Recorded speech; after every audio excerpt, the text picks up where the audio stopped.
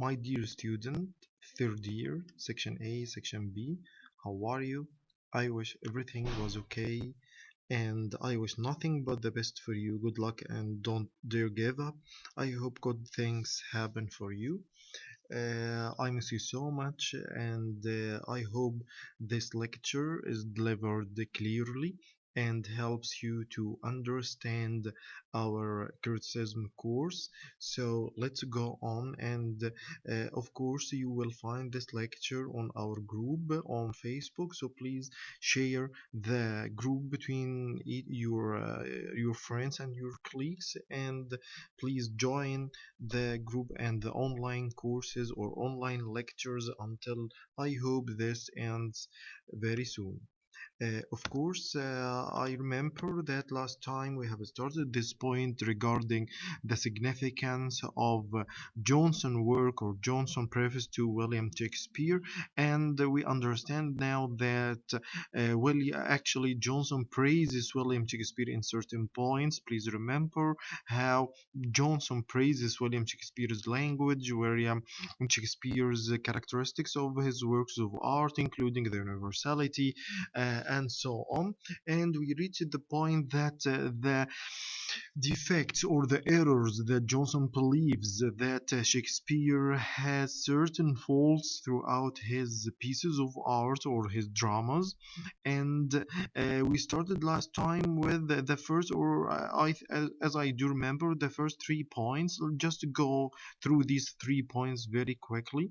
First fault or the first error in Shakespeare's drama is that the aim of poetry, according to, of course, to Samuel Johnson, the aim of poetry is mainly designed, and please underline this keyword. Each one, there is a keyword for each fault that helps you to understand and remember this error. The aim of poetry. Why we refer to the aim of poetry? We refer to the aim of poetry because Samuel Johnson belongs to the neoclassicism school, which actually imports certain characteristics from the classicism, and both schools agree that the aim of the works of art must be dedication or to reform the society or to teach people good morals and so on. So that's why here this point, the aim of poetry of the classicism or of the neoclassicism is not there or is not achieved throughout William Shakespeare's, and this is of course the example. Then also the point of the plot hole, and please remember plot hole here is or expect this point for the write short notes on the short notes question. And of course before we pause this page, the main question is illustrate or discuss and analyze John Samuel Johnson's faults or errors that he suggested regarding William Shakespeare's dramas, and with giving examples. And I gave you this question before. Moving to the third error, Johnson doesn't find the real differences between the characters. Throughout the plays, William Shakespeare presents some characters of nobility and some lower classes or people from the lower classes, and throughout these works, actually, there is no differences. In addition, Johnson said that this is good. Underline and make a circle. Good. Good here is this is actually praising William Shakespeare, and here Willie Samuel Johnson achieves the characters or the characteristics of a good critic that we referred to before in the first part of Samuel Johnson he when he discussed the characteristics of a good criticism and a good critic. Additionally, there are certain works in William Shakespeare's dramas. There are characters from Egypt, Italy, Denmark, but unfortunately, we don't find any differences. So, check the following. Shakespeare was not the only one who committed this fault, but unlike Sidney, for example, was uneducated. We shouldn't hold it against. And holding this against William, not holding this against William Shakespeare, this means that Samuel Johnson achieving a good characteristics of a good critic. Number 4, in comic scenes, there is no difference between characters. even they belong to different social classes. And this is the example of King Lear and the king and the fool, that both characters actually sometimes we find the fool speaks like the king and the king speaks like the fool. Moving on, the fifth point, in his tragedies, Shakespeare tries to give readers a story that weaker his plot. Of course, I told you that before. Shakespeare tries to fill or uses a lot of fillers to fill and narrate and interfere within the.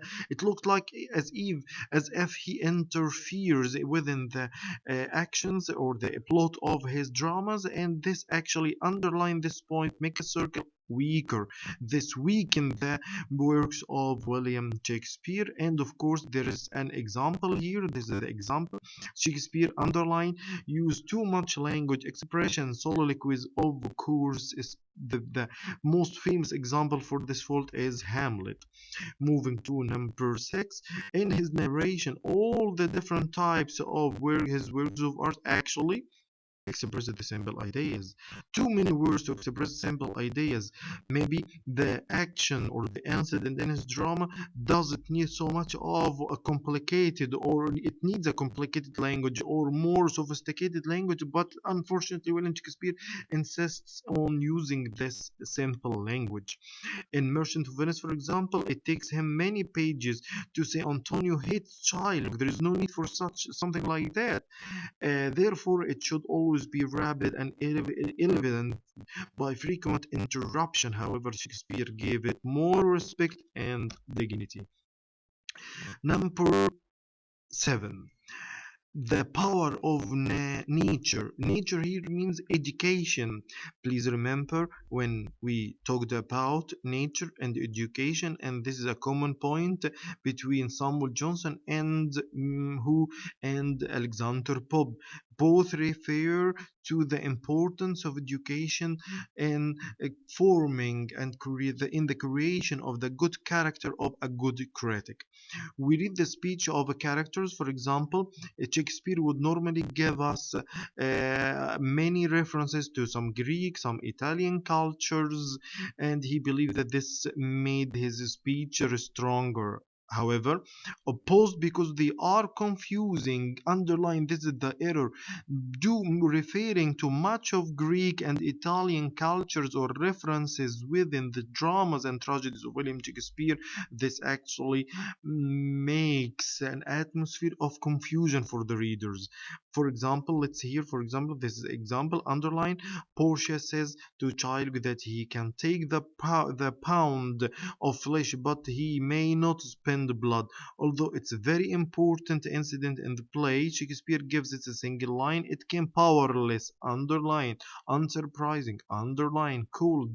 In this point, you can compare between the sixth fault and the seventh fault, where using the language. In number 6, he uses a lot and a lot and a lot of languages to express the simple ideas, but when it comes to the climax of the plot, to the insignificant or the significant point in the story of his drama or his tragedy, we find Shakespeare uses a very few words. And of course like this scene where Portia says to Shylock that he can take the pound of flesh but he may not spend the blood. We find this comes only in one single line, and this is of course a powerless and unsurprising and cool, unfortunately, of course. Number 8 is to underline the keyword of this error, the stretching of the plot. In Hamlet, for example, Hamlet kept hesitating about killing his uncle, and in our last time or last lecture, I narrated and I told you the story of Hamlet, where throughout that drama, throughout this tragedy, the Prince of Denmark or Hamlet is keeping thinking about the way to get rid of his problem or to take his revenge from his uncle, but actually with no single point or with no single act to take this revenge. Of course, there is another example here. You can find in Merchant of Venice. Portia had three suitors, although one would be enough. Of course, this is in the trial. Number 9. If one reads the deal with Shylock was 7 pages, underlined with vulgar words. Portia revelation about spilling the blood in single line, just unbalanced, pilled of the actions of the plot. William Shakespeare unbalanced this his plot, where the scene where Shylock with the deal between Shylock or the deal of Shylock comes in 7 pages, whereas Portia elevation about spilling the blood in one single line. Both incidents are equally important. Underline to remember this in the play, but how William Shakespeare dealt with this, actually it's not equal, and this is a point against William Shakespeare. Let's move to number 10. Shakespeare's tragic heroes always face gross end, underline. Of course, remember the end of Hamlet. Hamlet died this is the example, died everyone in the play died with him. A death like that is vulgar, underline, shocking to a shocking kind of death. Shakespeare is not counted until he gives the audience this kind of shock. Whereas Greek didn't spill, underlying Greeks didn't spill blood on stage. Why we referred here, or why do we refer to the Greeks in this fault or in this error? Of course, because Samuel Johnson belongs, or he is one of the pioneers of the neoclassicism, and the neoclassicism again imported its principles from the classicism, where the Greco-Roman cultures and the Greco-Roman civilization were the Greeks, the pioneers of the Western culture civilization during that time. They never and they didn't spill blood on the stage, and when Shakespeare did so, he shocked the readers by spilling blood on the stage. Shakespeare's death sentence or scenes also have to be sentimental. The dying character has to say something important. Okay, number 11.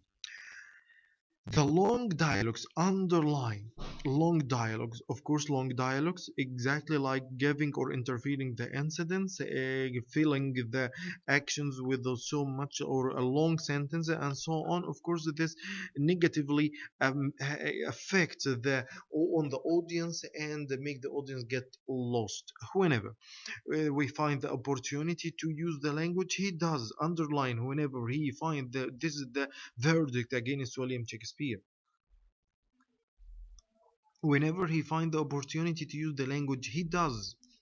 Continue. To the play with his language made his plot weak, underline weak, and also the audience poor.